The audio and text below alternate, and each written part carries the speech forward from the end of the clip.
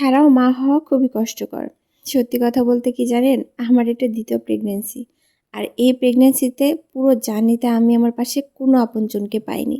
না আমি আমার বাবা-মাকে পাইছি, না আমি শ্বশুর-শাশুড়িকে পাইছি। হয়তো পাওয়ার কোনো উপায়ই ছিল না। কারণ আমি তাদের থেকে অনেকটা দূরে আছি। যেহেতু আমার হাসব্যান্ড চাকরি করে সেক্ষেত্রে আমাকে ঢাকায় থাকতে হয়। আর এমন একটা পজিশন যেখানে আমি না পারছি এখানে থাকতে আর না পারছি তাদের কাছে যাইতে। মানে খুবই খারাপ অবস্থা। তারপরও আমাকে এখানে মানিয়ে নিতে হচ্ছে। তার মধ্যে আমার ছোট্ট একটা বেবি আছে। মানে আমার একটা মেয়ে আছে আর আমার ছোট্ট একটা মেয়ে ৩ বছর প্লাস বয়স। তার মানে বুঝছেন খুবই ছোট। তো এই ছোট মেয়েকে সামলানো, সংসার সামলানো থেকে শুরু করে সবকিছু একাই করতে হচ্ছে। পুরো জার্নিটা খুবই কষ্টের ছিল আর এখনো অনেকটা সময় বাকি আছে। জানি না কতটুকু কি পারবো। তবে সবসময় আমার মায়ের কথা মনে হয় যে মা আমি জ্বর আসলে সবসময় আমার পাশে বসে থাকে। কান্না করলে মাথায় হাত বুলিয়ে দেয়। আর এখন পুরোটা সময় আমি এত কষ্ট করছি অথচ আমি আমার মাকেই পাশে পাচ্ছি না। এদের ভাগ্যটা হয়তোবা এমনই বিয়ের পর মেয়েদেরকে অনেক কিছু মানিয়ে নিতে হয়, শিখতে হয়, ধৈর্য ধরতে হয়। যেটা বিয়ের আগে ছিল না। বাসায় থেকে যখনই আমার বাসার কথা মনে হয়, আম্মুর কথা মনে হয়, সবার আগে একটা কথাই মনে হয়। যখন আমি কষ্ট পেতাম বা কোনো কাজ করতে চাইতাম, আম্মু বলত, "তুমি বসে থাকো, তোমাকে কাজ করতে হবে না।" অথচ দেখেন আজকে আমি কত কাজ করি, একটা বাচ্চা সামলাই, সংসার সামলাই, সমস্ত কাজ করি। অথচ বিয়ের আগে কখনো মাকে ১ প্লেট ভাতও আমি মনে হয় আম্মুর মুখের কাছে নিয়ে যেয়ে দিইনি। কারণ ওই সময়টা ছিল অন্যরকম আর এখন অনেকটা আল্লাহ ধৈর্য দিয়ে দিয়েছে।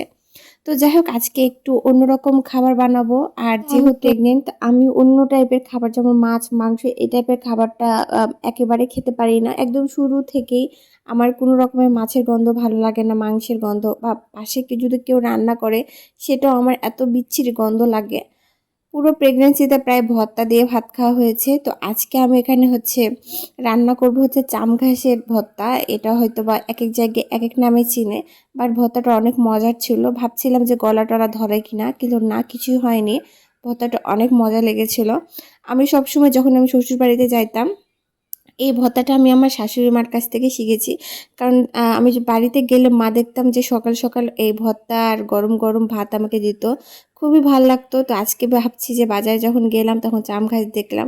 আজকে একটু ট্রাই করাই যেতে পারে। এর আগে একবার কিনেছিলাম কিন্তু আপনার গলা প্রচণ্ড পরিমাণে গলা ধরেছিল। এজন্য ভয়ে আর কিনিনি। তো যাই হোক আজকে একটা নতুন একটা জিনিস ট্রাই করব সেটা হচ্ছে যে জাম আলু। যেহেতু আমরা রাজশাহী অঞ্চলের মানুষ, ওই এলাকাতে কিন্তু এই আলুটা হয় না। কিন্তু এই এলাকা নাকি এই আলুটা নাকি রংপুর এলাকাতে হয়। ভর্তাটা এত মজার ছিল গাইস বিশ্বাস করেন। মানে আমি মনে হয় এতটা ভাত খেয়েছি যে আপনাদেরকে বলার বাহিরে। এত সুন্দর ভর্তা আর এত আঠালো, আঠালো ভর্তা আর এই আলুটা ফার্স্ট টাইম ট্রাই করলাম। তো জানি না। তো আমি যখন আলু কিনছিলাম তখন দোকানদার বলছিল যে আপা এই আলুটা নিয়ে দেখতে পারেন। খুবই ভালো আলু আর এই ভর্তাটা খেতেও মজা। তো ফার্স্ট টাইম ট্রাই করব এইজন্য একটু অল্প করে নিয়ে এসেছিলাম মানে হাফ কেজির মতন যে মিষ্টি হবে নাকি ভর্তাটা কেমন হবে খেতে কখনো খাইছি কিনা। অল্প করে নিয়ে এসে ট্রাই করে দেখলাম কিন্তু দামটা অনেক এই জন্যই অল্প করে নিয়ে আসা হয়েছে। যাই হোক আমার ভিডিওটি যারা ধৈর্য ধরে দেখছেন তাদেরকে অসংখ্য পরিমাণে ধন্যবাদ। এই যে এত কাজ এত কষ্ট করার পরও জানেন মেয়েদের কোনো দামই থাকে না পৃথিবীতে।